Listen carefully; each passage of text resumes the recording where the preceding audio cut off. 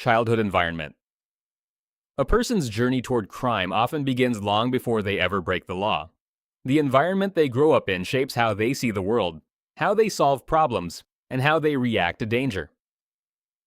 A stable home teaches trust, empathy, and self-control, while a childhood filled with violence, neglect, or constant fear can leave lasting emotional scars. Scientists have found that repeated childhood trauma can affect how parts of the brain develop. The amygdala, which detects threats, may become more sensitive, while the part of the brain responsible for planning and controlling impulses may struggle to keep emotions in check. Even so, this does not mean a child is destined to become a criminal. Millions of people overcome painful childhoods and live peaceful lives.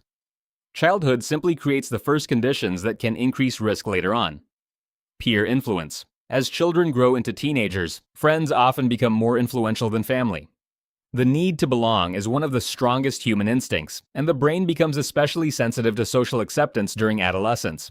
A person who would never steal, fight, or use drugs alone may begin doing those things simply to fit in with a group. Criminal organizations and street gangs understand this very well. They rarely recruit people by talking about crime. Instead, they offer friendship, identity, protection, or respect. Over time, behaviors that once felt wrong begin to feel normal because everyone around them accepts those actions. Eventually, loyalty to the group can become stronger than loyalty to personal values. Financial pressure.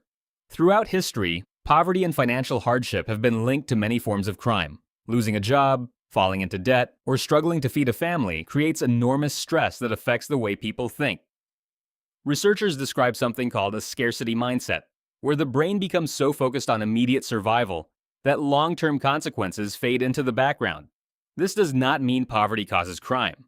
Most people facing financial struggles never break the law. However, when desperation combines with limited opportunities, illegal choices can begin to look like the fastest solution.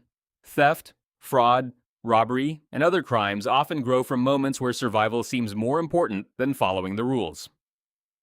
Trauma. Trauma leaves marks that cannot always be seen.